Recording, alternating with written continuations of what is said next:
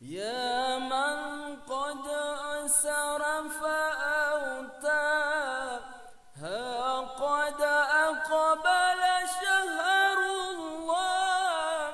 يا من قد أسرف أوتاه قد أقبل شهر الله. أقبل وأطلب فيه الرضا.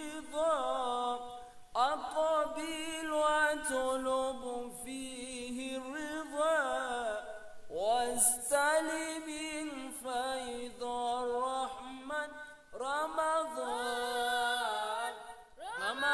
أعوذ بالله من الشيطان الرجيم. بسم الله الرحمن الرحيم.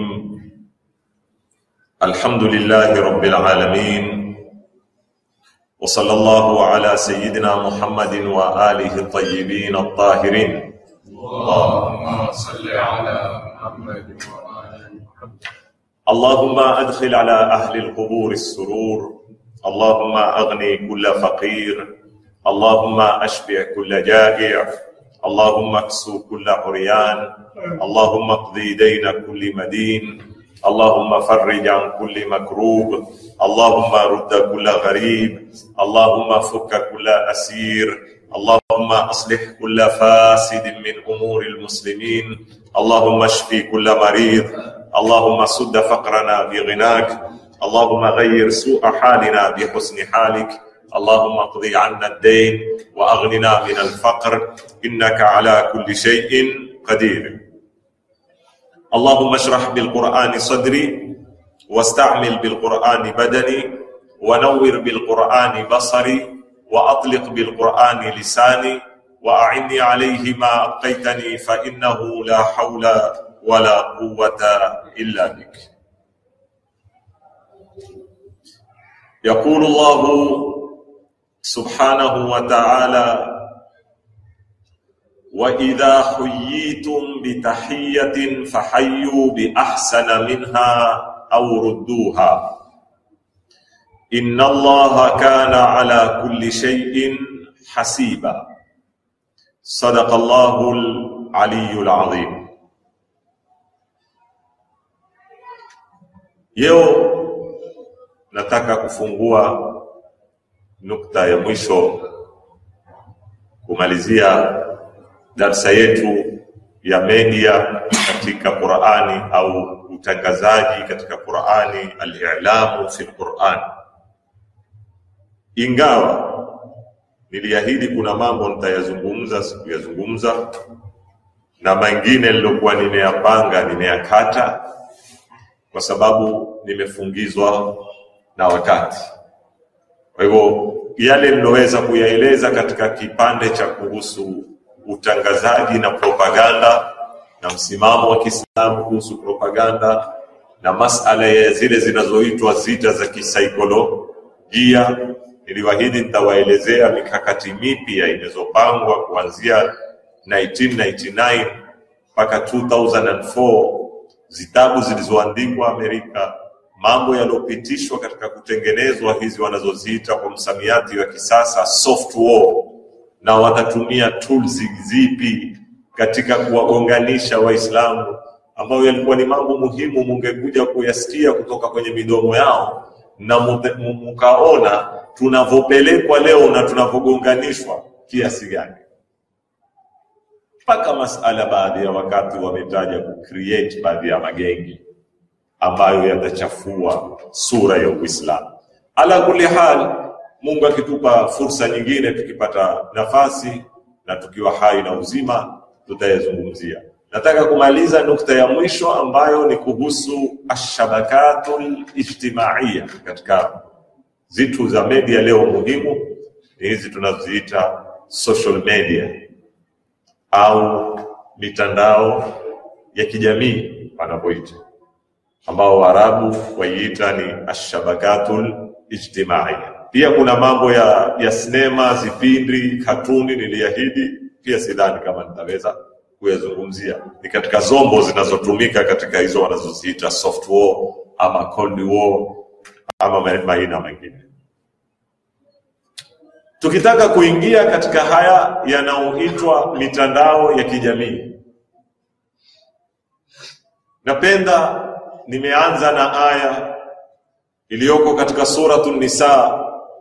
Mwenyezi Mungu Subhanahu wa Ta'ala alipotuambia wa idha huyitum bitahiyya, pindi munaposalimiwa, munapopisiwa salamu, fahayu bi ahsana minha, basi na nyinyi rudishani kwa salamu ilo mzuri zaidi kuliko ile, au rudduha, au mkishindwa kurudisha mzuri zaidi basi irudisheni kama mlivyopisiwa.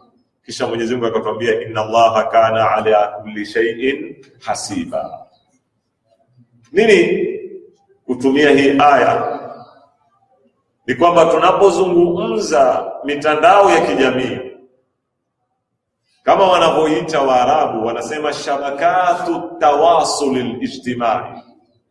Na neno tawasul ni nini? Ni mawasiliano.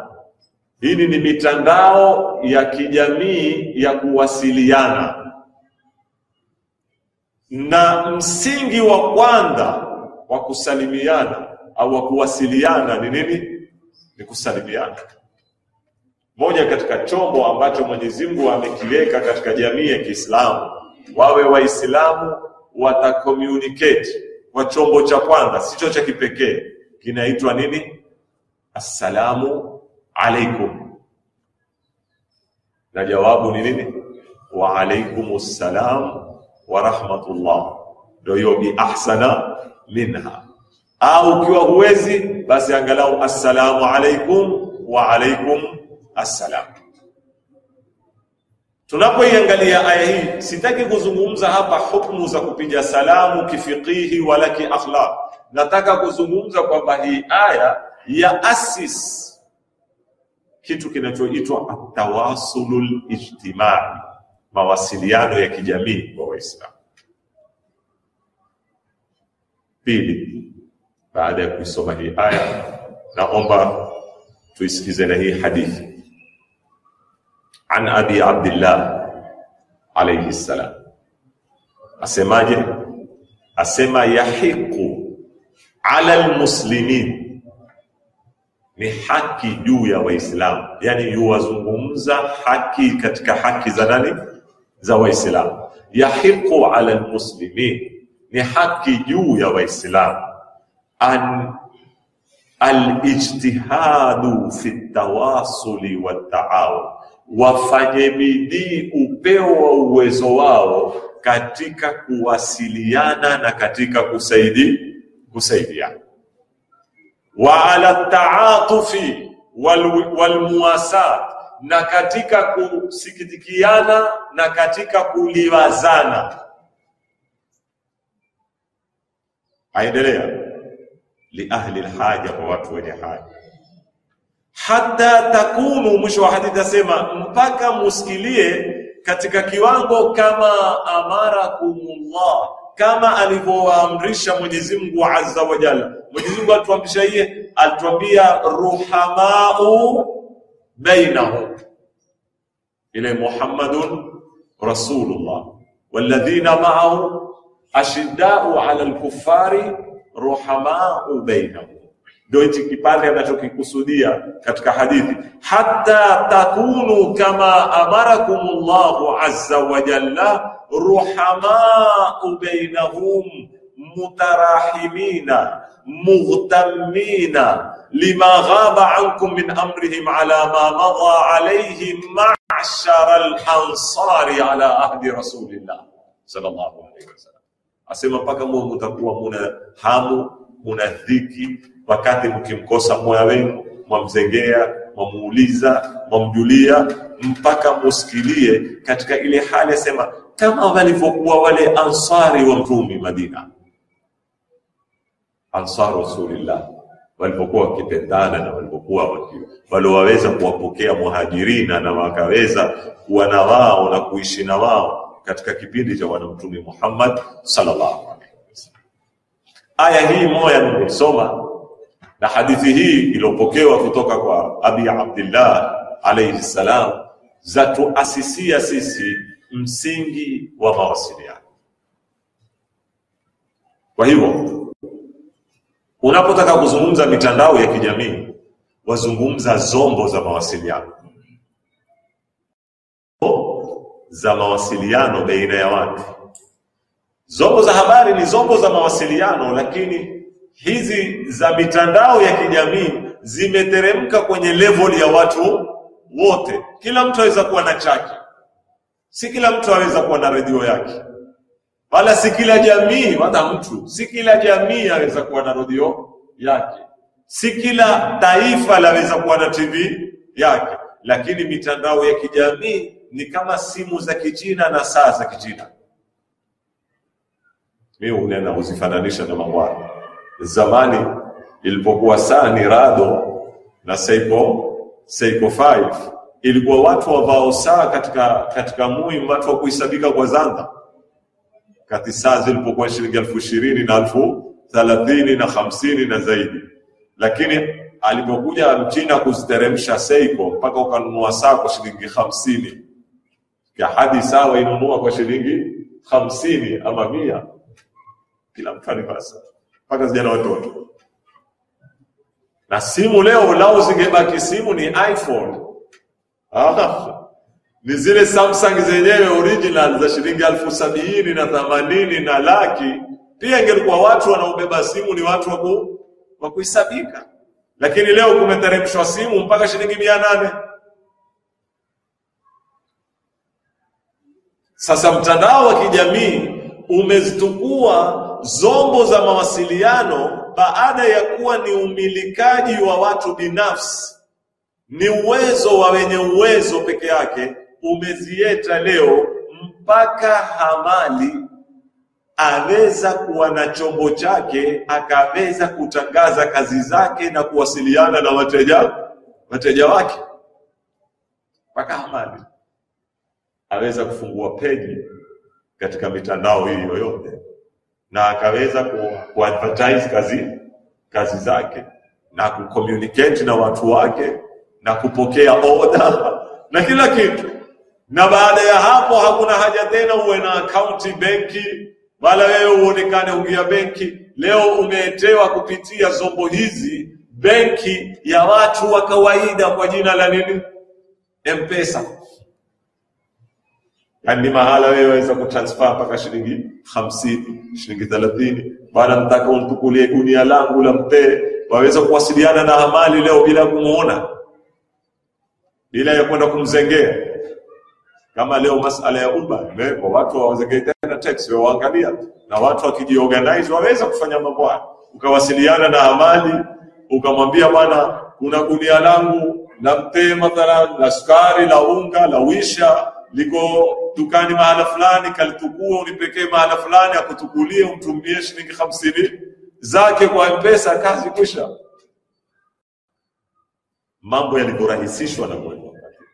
Kwa hivyo zombo za kijamii ni zombo za mawasiliano. Na wazielezaje maulamai wa Kiislamu katika kuziarifisha hizi? Watuambia atawasul, sababu kumetumika maneno shabakat. Kuna maneno matatu: shabakatu tawasulil ijtimai. Shabakat ni zile tunaita network ama mitandao, ndio neno shabaka. Asili ya shabaka ni ile neti, hata ile neti ya kushikia samaki huitwa nini? Shabaka. Shabakat at-tawasul al-ijtimai. Tawasul nini? Watuambia at-tawasulu amaliyatu tabaduli au irsali ma'lumatin mashubatin bimashaira bihadafi khalqi tafahumin mutabadal. At-tawasul ni tendo, zoezi, process, waweza kusema ni amalia ya nini? Tabadul, ya kubadilishana nini? Maalumat, information baina ya mtu na mwingine. Hiyo inaitwa tawasul. Lakini kuna tawasulun jamid, kuna na tawasulun hal. Sikilizani vizuri sana. Una wakati wa communicate na mtu, lakini tawasul yako inakuwa ni tawasul jaf, haina mashair, ni fikra tu zimeenda. Na hapa ndipo watu watakaofahamu katika kucommunicate. Mwanadamu ha-communicate kifikra peke yake. Mwanadamu communicate kifikra na kihisia. Yao ukamwandikia mtu mathalan, kwani unamfano barua, salamu alaikum, salamu sana, ile sampuli zetu, salamu sana, baada ya salamu kadha wa kadha, mimi nina shida na naomba unisaidie na mimi kitu fulani fulani fulani, wassalamu alaikum. Barua imekueleza na shida, lakini haiwezi kukuathiri kihisia. Lakini mfano mtu yule aliandika barua ile akampekea mtu ataka kusaidiwa, wakati anapoufikisha ule ujumbe uso kwa uso, pamoja na kudhihiri ile hali yake ya sikitiko na zile hali zake za shida ama na ule ugonjwa wake, utamuona yule anaopokea information ile, mbali na kupata fikra, yuathirika kinini? Kihisia. Ukamuona ule mtu ambaye kwamba anaokuambia ataka kusaidiwa, ukamuona hali yake alivyo katika shida, ile hali ya kuetea wewe nini? Hisia. Sasa communication, watuambia hawa ni zoezi ambalo twabadilishana maalumati, lakini kwa sharti hili, mashubatun bimashair, maalumati yale yameingizwa ndani yake hisia, sio fikra pekee. Na mimi si mtaalamu wa mambo hayo, lakini nataka kuwapa tu mifano. Ndio utakuta leo katika mitandao hii, sawa ni katika WhatsApp, Messenger, Facebook na nyinginezo, tumetengenezewa zitu zaitwa rumuz science fulani, mabonzo bonzo liloteka, bonzo la kuteka, la kutabasa, bonzo la kulia, bonzo la kuona ajabu limetoa mato, bonzo la kukasirika. Sisipo hizi gia wewe pale katika nini application, utaona kuna list, na ukitaka uwe na nyingi zaidi wazifanya nini? Wazilipia, wazidownload. Zile wajua lengo lake ni nini? Zile lengo lake ni kuongeza hichi kiungo ninachokieleza sasa, kwamba ukitumiwa habari watakaya kuteka, sasa ulitume lile bonzo la kuteka, lioneshe ile hisia yako ya nini? Ya furaha. Ukitaka kuonesha habari ulioipata ya kuhuzunika, ulitume bonzo la nini? La kuhuzunika ama la kulia, kama kuonesha hisia zako. Wahakadha, zile zote ni katika tactics za communication, katika kukufahamisha kwamba communication sio peke yake kubadilishana nini? Mawazo na fikra, mpaka ndani yake kuingizwe na nini? Na hisia. Ndio hiyo anaotuambia. Kwa hivyo tawasul nani? Kwa hivyo shabakatu tawasul ijtimai. Unafahamu neno tawasul, communicate, na nimewaeleza neno ijtimai kwamba ni mambo yameetwa kwenye level ya mujtama, si masala ya kwa kina fulani. Kila mtu sasa yao ana uwezo wa kuingia katika mambo kama haya. Ni zipi shabaka hiyo? Mitandao ya kijamii watuambia mawaqi'u tawasul alijtimai ni nyingi sana. Naweza kuwa nyingine zajulikana huku, wengine huku hazijulikani. Lakini leo wewe ukiingia katika Play Store, kwa simu yako kama ya kutumia Play Store, ukaingia katika upande wa zile wanazoziita social nini hizi na nini, utaona tele ta zingine watu hawatumii huku, wengine uzunguni ndio watumiao, wengine Arabu, wengine huku common zinaojulikana ni hizi WhatsApp, Facebook, sio? Lakini ziko zaidi ya hizi, ni kwa mamia ikiwa si kwa maelfu. Wanaziita mawaqi'u tawasul alijtimai. Wasema hii kitabu ni latest, kimeandikwa si cha kitabu na unukuu mambo haya, kimeandikwa special na jumuiya moja iko Lebanoni ya Kiislamu, kuzungumzia jinsi ya kuwaongoza Waislamu katika kuamiliana na mitandao ya kijamii. Kitabu chenyewe chaitwa fiqhu tawasul alijtimai, fiqhi yani mwongozo wa kifiqhi wa jinsi ya kuwasiliana kijamii. Sasa asema mawaqi'u tawasul alijtimai ni majmua min almawaqi' ala shabakati alinternet, ni mkusanyiko wa hizi application zilioko katika mtandao mkubwa wa nini, wa internet, ambao tutihu tawasula baina al-afrad, zinaotoa nafasi ya watu kufanya nini, kucommunicate, kuwasiliana, fi bunyati mujtama'in iftiradi, katika jengo la kijamii ambalo haliko. Nikawaambia ulimwengu wa internet ni ulimwengu wanazuoni wa uita ni alamun iftiradi. Neno iftiradi maana yake kinyume chake ni al-alamul waqi'i, ulimwengu wa kihakika, reality. Leo sisi tunaishi amu mujtama, wa amu wetu tunajiita ni mujtama hakiki. Sisi tuko sisi, mimi na wewe, waniona na kuona, twaingiliana. Lakini utakuta katika hii mitandao nenda kukatengenezwa jamii za kuundwa kimawazo.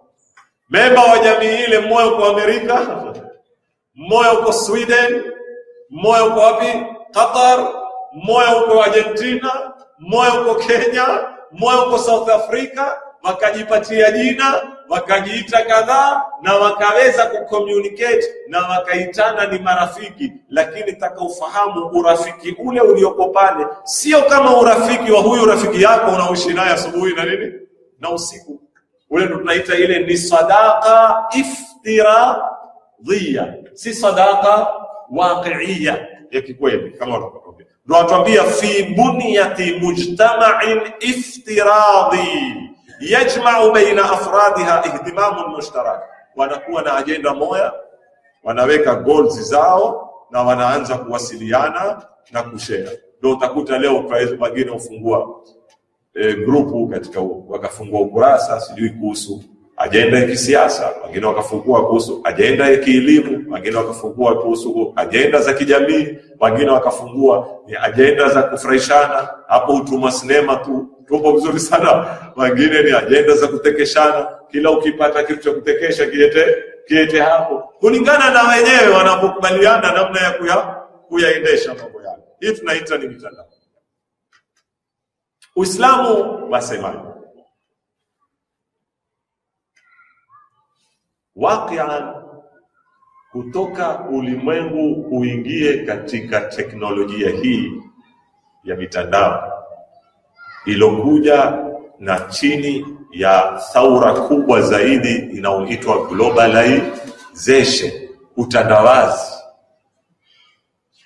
Waislamu tumelipa thamani kubwa kupitia zitu hizi, na ni katika zombo zilizotumiwa kiasi kikubwa katika ile tulojiita soft war, zita baridi. Moja tools zilizotumiwa leo na zafanya kazi, kwa sababu hizi uzuri wake kushinda radio, kushinda TV, kushinda nini, kila mtu anacho. Si masala nyumbani hakuna TV, kila mtu utukuzie simu kwenye mkono wake, kila mtu age tofauti, kutoka vijana wa miaka 10, 12, 13 mpaka wazee wa miaka 80, wote wako kwenye mitandao. Wanaume, wanawake, yani tutu kwa ufu, kwa lugha fupi. Tutu kwa ufu. Athari ni nyingi sana ambazo lao kutatokea watafiti wa kijamii wazifanyie kazi na kuzifanyia research na kusajili yale matukio ya hasara za kiitikadi, hasara za kimaadili, hasara za kijamii, hasara za kiakhlaqi, hasara za kisiasa, hasara endelea za kinafsi, psychological. Nitakuja inshallah kuwaeleza baadhi. Hii mitandao imesababisha baadhi ya watu kuwa na sampuli ya mazimu, sampuli grade fulani ya mazimu. Psychological, wataalamu wathibitisha psychological. Moja niwaambia haraka katika kitu kinachoundwa na mitandao ya kijamii kuvaana nayo, kuna kitu huitwa al-uzla nafsia katika maradhi ya kisaikolojia. Huenda tabia yako ya kutangamana na watu ikipungua na ukipenda tabia ya kuketi pweke. Kila ukiendelea utakuta wale wanaoitwa nini, wale mudminina, wale wamezoathirika. Leo katika nchi za Ulaya kunafunguliwa rehabilitation. Kama hizi rehabilitation za drugs, zimefunguliwa rehabilitation za mitandao ya nini, ya kijamii. Watu hujipeleka kutibiwa. Mtu kwa siku yeye akikosa masaa 12, 13, 14 kuketi kwenye Facebook, aweza kuwa mgonjwa. Hawafanyi tena makazi. Family za vundika, mume na mke hawana tena time. Ule hata kama saa yake 10 na ule hata kama saa yake 10. Vijana hawapati time ya kuyewa, masomo, kila kitu. Mtu anashtuka kila balaa yake umsonge, hataki kusonga kwa sababu ukimnenesha kumkatisha nini?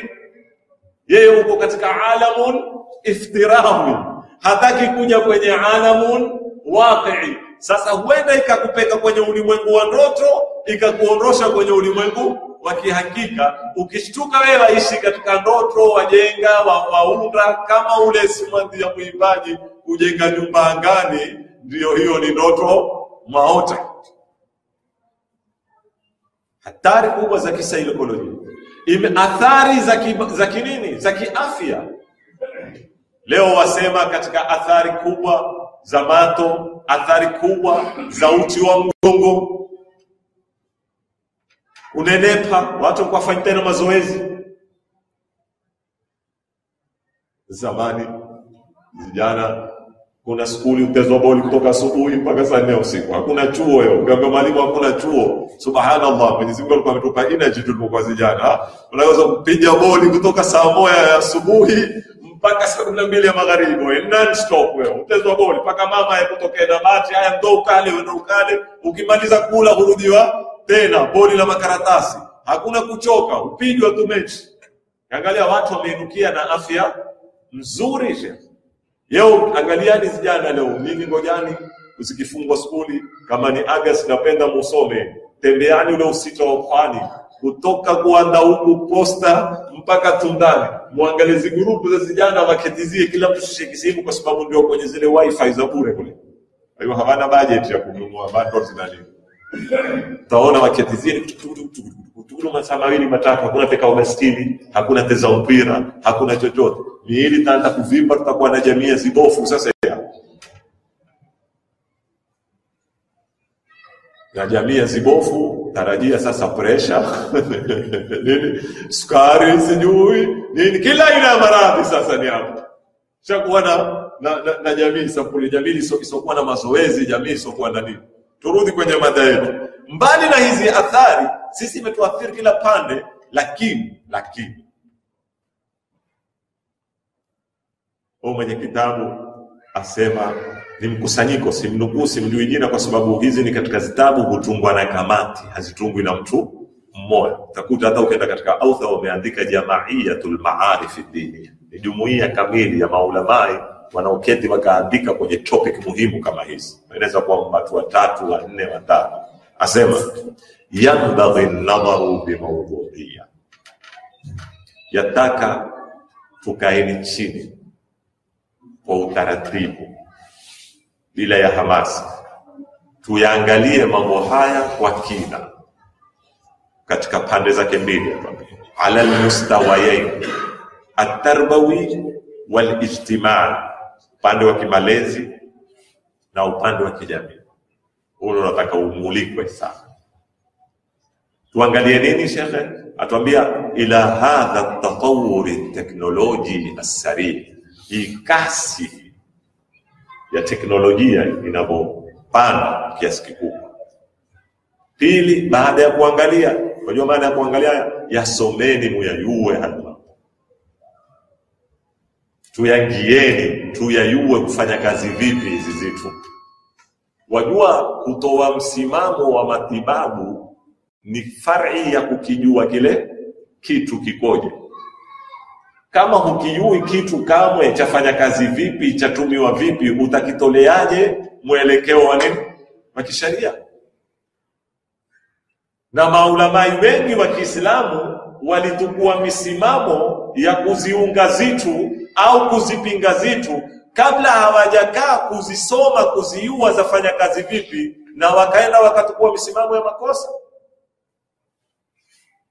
Sasa ndio shaka asema yajibu an-nadharu bimawdhu'iyya kwanza ila hadha at-tatawwur at-teknoloji as-sari, kisha anena watafkiri al-jiddi, na tufikirie kiuhakika bil istifada, vipi tutajifaidisha na hii mitandao, sio kuipinga.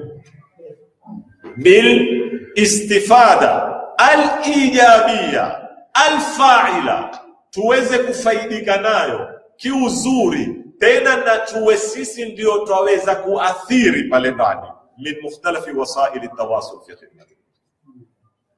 Narudi pale pale maneno yangu mimi katika ule msingi wangu na ujenga kila siku.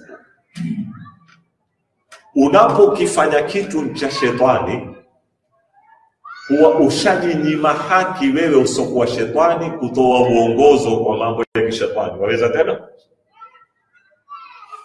Sio, mmenelewa vizuri sana. Ukishakunena mathalan haya mambo ya kishetani, sawa. Sasa wewe ulionena haya mambo ya kishetani kama shekhe, una haki tena ya kutupa muongozo kwenye mambo ya kishetani? Una. Hapa ndipo situfeli. Mpira ulipoambiwa ni haramu mbaki shetani, mashekhe wakaketi mbali na mpira. Kuna haki kesho wewe kunena taka kutezwe hiao, taka kuvawe hiao ya kusuni na mambo ya kishetani? Kwenda bichi, kwenda picnic, kwenda mandari, mambo ya kishetani. Tuna haja tena sisi kunena msende mkatangamana huko, si yenu haya ya nani? Ni kishetani. Kwa haya anayotaka huyu Sheikh asema, mimi siko kwenye kabisa kutoa msimamo tuketi tuzishambulie tu hizi social media.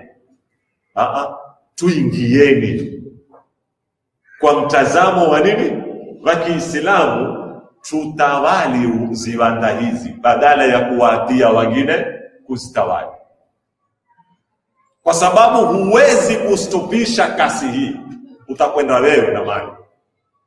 Kama vile mengi tulopiga mayowe kutaka kuyastopisha hayasimami. Hii ni kasi ya teknolojia ambayo hakuna ndia. Utapiga mayowe wewe ukirudi mwana tuzie simu. Reshe. Kabla huyawaambia watu, maana uko kwenye Facebook, maana uko kwenye WhatsApp, maana uko kwenye Instagram, maana uko kwenye Messenger, maana uko kwenye kila kitu. Sasa umeshindwa control nyumbani, uta control jamii. Naam. Ingia na mwana kwenye mitandao, muoneshe utume wa vipi anapotaka nini, mgai monitor. Na huwezi kumguide, huwezi kummonitor mpaka na wewe uwepo na usijue zile tactics zinazotumika pale ndani, watumika tactics gani. Na kuna zitu jamanini zimekuwa ni hobby leo, ni katika mambo wazitaka zia hawawezi.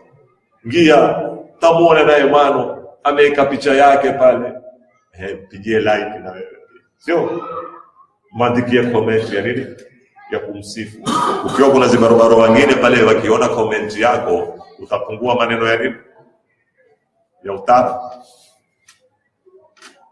Babake fulani wewe, maana yake tuliandikana hapa na yeye fanya nini uliona.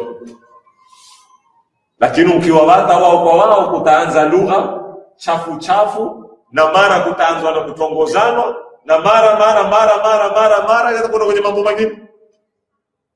Lakini ile present yako ndio nilionena mimi, lao tulikuwa sisi mathala mtu kutoka na mkere katakuwa na wani, leo ndio nitakuwa peka bichi hiyo. Akaenda nyi wanawake nenda kwa kule na nyi wanaume ndio kwa kule, na wewe ukaketi chocolate katikati. Utafanywa yasogua na wewe huko. Utafanya. Jamaa kumeadhiniwa ndoni katawadheni pale baharini ndio tusolini. Jamaa utaibadilisha bichi itakuwa nzivata za Mwenyezi Mungu Subhanahu wa Ta'ala.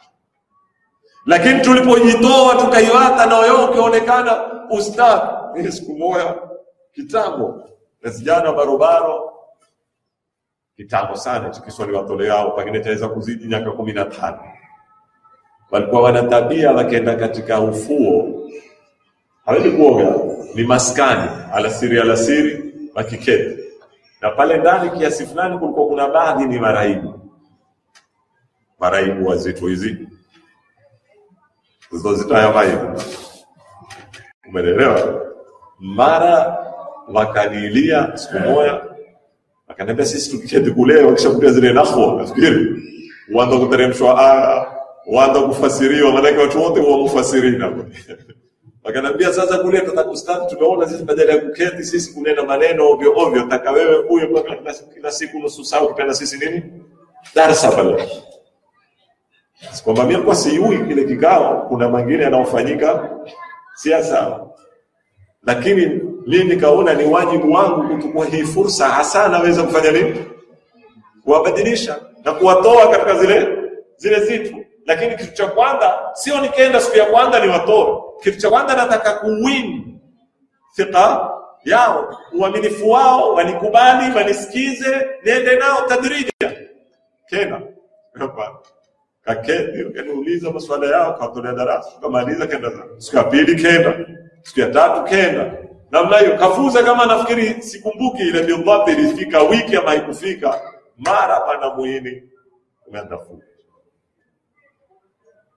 Sasa kuna wale waliokuwa pengine wanipenda walionikabili unikosoa wakanikabili sana ustadhi bana sisi tumesikia habari wewe uenda pale mahali pale si sehemu yako ilikani.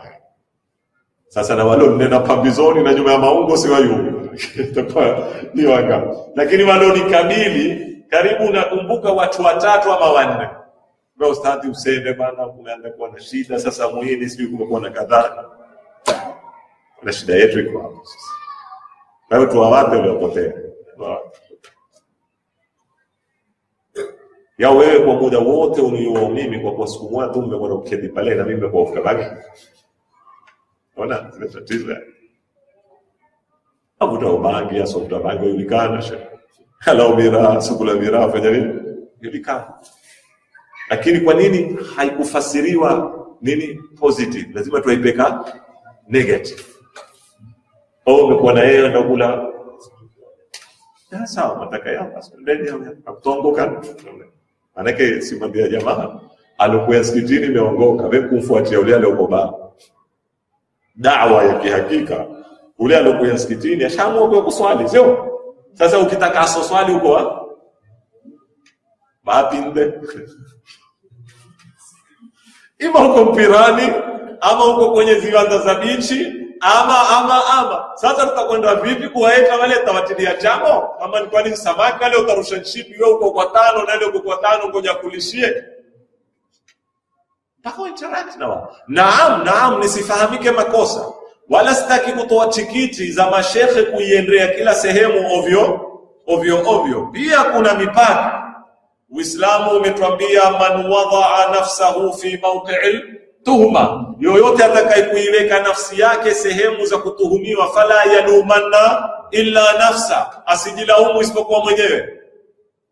Pia Uislamu umetupa adabu. Lakini sasa kuna na wakati wewe wataka kwenda kuwafuata. Mbona ibilisi Henry Ba? Ibilisi pia ufanya dawa na tablighi. Ana timu yake naye kuifanyia dawa. Lakini yeye hana time ya ule aliyokobaa huko hapo upita kigongana na zikutu. Yeye anataka ule aliyoko msikitini aswaliwe. Sio umeelewa vizuri sana? Ibilisi time anaospend nyingi kupoteza watu ni ile ya misikitini kuliko yeye kwenye mabaa na mabichi. Yakisha kuwapeka kule, wakishakuvua nguo wako uchi yeye kazi yake kusha ushikazie kufanya nini? Akenda zake. Haketi wale hawataki kuswalishwa jamaa kule. Wala hakuna tembo la kuna kwa jamaa. Kwamba wahitaji jamaa ibilisi ndio waswalisha. Kutoka kakasengea hawa walioko misikitini kwa sababu hawa ndio hayawapata.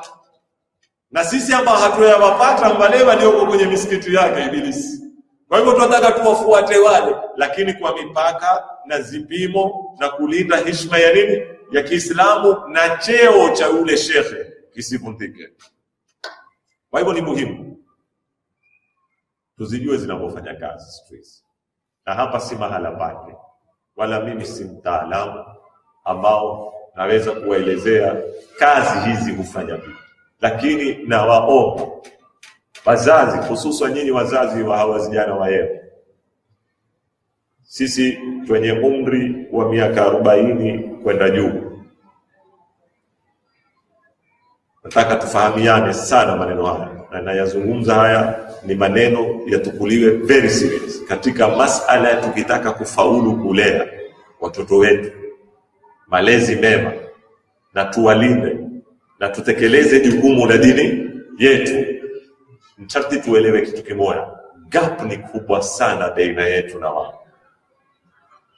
Siku zote kila generation gap na generation nyingine iko. Hata Amirul Mu'minin ameizungumza kwenye hadithi. Amesemaje? La tuqassiru auladakum ala akhlaqikum fa innahum wulidu fi zamanin ghairi zamani. Msiwalazimishe vijana zenu kukua makuzi yenu, kwa sababu wao wamezaliwa kwenye zama sio zama zenu. Sasa haya maneno mwayafahamu vipi? Yani zama za vijana zenu na zama zenu ni nini? Ni tofauti. Kuna gap, iko nafasi. Lakini hii mitandao ya kijamii, ikiwa hii gap ilikuwa ya nchi 5, imekuja kuifanya ya futi 5 ama ya mita 5. Leo mwaka kwa mwaka, mimi nitakupa mfano ukitaka kuijua gap. Sute sisi tusende kwa vijana, sisi umri wangu na zaidi yangu. Mimi simu ya kwanza kununua zilipoingia hapa ni 2002 3310. Kwa wale walio simu wamefahamu Nokia 3310, simu ya kwanza 2002. Kutoka 2002 mpaka 2018 ni miaka mingapi? 16. Katika kipindi cha miaka 16 kumetoka generation mpya ngapi za simu? Ukitaka kupima generation ipime hivi. Katoka kwenye 3310 si ukaja ukapanda kwenye Nokia, tangu Nokia hushaini kisha Nokia ikatoka nini? Ikashindwa mababu. Sio? Kulipokuja zinazoitwa Android system, Nokia ikatoka. Ndio kukaingia kina Samsung, zikaingia nyingine hizi Tecno, sijui iPhone, na hizi kina Samsung zilizoanza miaka 5-6 za Android. Mpaka sasa wewe wakirisha tumepita simu aina ngapi? Kila simu ni generation. Kila simu ina technology mpya, sio ile kuweko kwenye simu ile. Sasa wewe tukua miaka 16, pengine tumepita generation 10 za simu. Kwa miaka mingapi? 16. Hajiulize wewe na mwana ni generation ngapi? Fano sasa ya wewe una miaka 40 ama una miaka 50. Mwana ana miaka 15, 16 mpaka 20. Baina yenu kuna miaka mingapi? 20. Ongeza na hii kasi ya hii technology, kiwa kila mwaka ni generation, kuna generation ngapi baina wewe na mwana? Sio manielewa hizi calculation jamani? Yani wewe hudili na mwana, wala hudili na muyukuu, wala hudili na kitukutuku, wala hudili na kilembwe, sio? Na baada ya kilembwe kuna nini? Waswahili wataziaza. Wewe wadili na mjukuu wa nani? Wa mjukuu. Bwana, ile gap iliyoko baina yako wewe akuzanya ukimwangalia fanya matezo.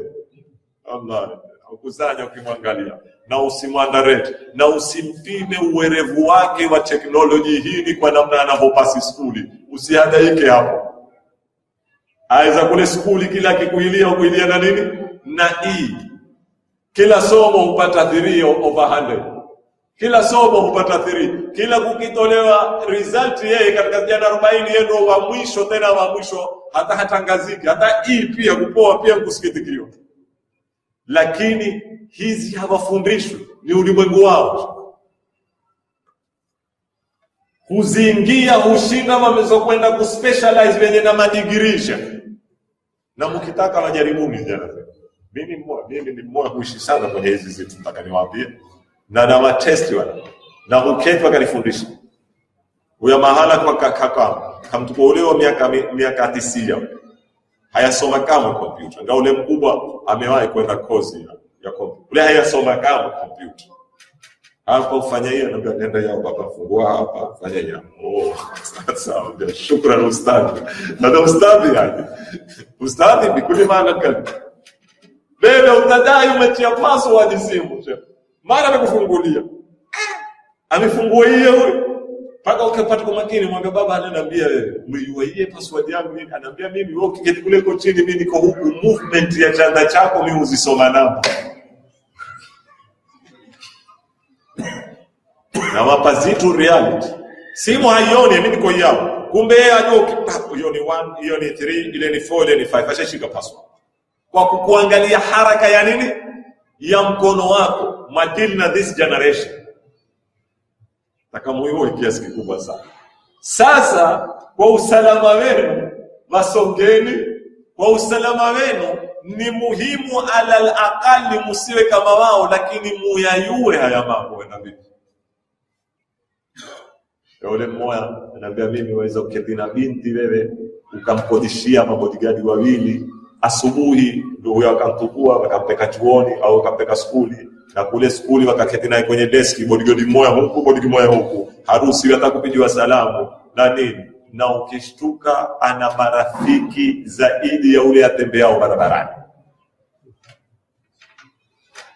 na ukamfungia chumbani akiingia upigia na loki chumbani lakini utuguzia nini simu yote yale ambao waweza kuyafikiria yaweza kufanywa nje kwa kijana alowatwa free yeye huyafanya huko nyumbani yote theory sio practical. Kwa hivyo ndugu zangu shekhe hao watuambia tuyasongeni haya mambo tuyaingieni haya mambo tuishi karibu na vijana zetu na tuwaoneshe jinsi ya kuzitumia na limit za kuzitumia. Mwekee kitu kinachoitwa almanaa adhatia, kinga ya kibinafsi. Kuna kinga mbili jamani. Na siku zote mtu anayefaulu ni anaofaulu kwenye kinga hii ya kibinafsi. Kuna kinga za kijamii. Mfano leo mtu waweza kuona mwanamke uko amu, sugar, gloves, socks, jilbabu, piga salamu kujibu. Baada ya miaka katoka mdirika London ama wapi shekhe uvesikia chachi. Nini shekhe huyu? Kule ucha pressure ya watu. Atoka kwenye family, tanenwa, takuwa fujo kwenye mwili, tanini. Kumbe shughuli yako kwa mbali Mungu. Hizo ndo naziita kinga za kijamii. Za wake kinga za kijamii. Lakini ukitaka kumunyua hakika mtu unatakwa. Ukitaka kumunyua mtu hakika hawezi kufanya haramu. Mtoe kwenye mazingira, mpeke kwenye mazingira ambao yeye uko free. Na hakuna muyu wako. Mfano kama mimi msema mtupa London sasa ya mfano kwenye mtaa kudengene kutetee. Kakatembea tu hakuna taka ukuyu wangu. Hapo uangalie takuwa wallahi sasa. Na kuenda makoo wazuri kupita huku na huku na faragha na kila kitu. Sasa hapo uangalie mtu sasa ni taqi au si taqi. Hapo ndio utakuwa yake hakika. Hapo inaofanya kazi ni kitu kinachoitwa almanaa adhatia, kinga ya kibinafsi. Kinga ya kibinafsi huyewa vitu muoneshe kijana hili makosa, hili litakuharibia mustakbali wako, hili bado wakati wake utalifanya lakini wakati wake bado, mpaka aweza akiwa kwenye mitandao ye mwenyewe kujiongoza, sio saa zote wewe kufanya nini kumlinda na kulinda waongozeni.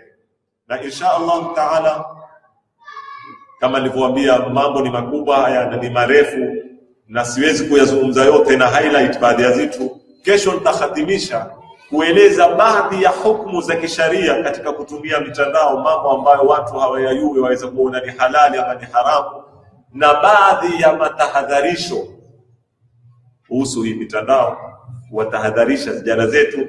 Lakini narudi pale pale, tupo ndani, twatumikia na ni zombo muhimu za kutumikia Uislamu. Kesho insha Allah taala Mungu akitupa uhai na uzima, kulingana na ada yetu na desturi, kuwa tarehe 28 ndio mwisho wa darasa. Tarehe 29 huwa darasa siku ya kuangalia mwezi.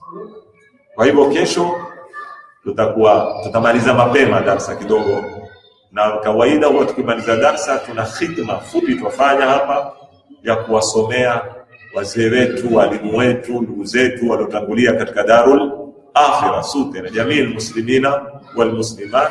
Kwa hivyo tutawaomba tuhatimisheni kesho darasa kwa pamoja na tufanyeni khitma kwa pamoja, tuwatumikie hawa waliotangulia. Mungu atupe uhai na uzima. Walhamdulillahi rabbil alamin.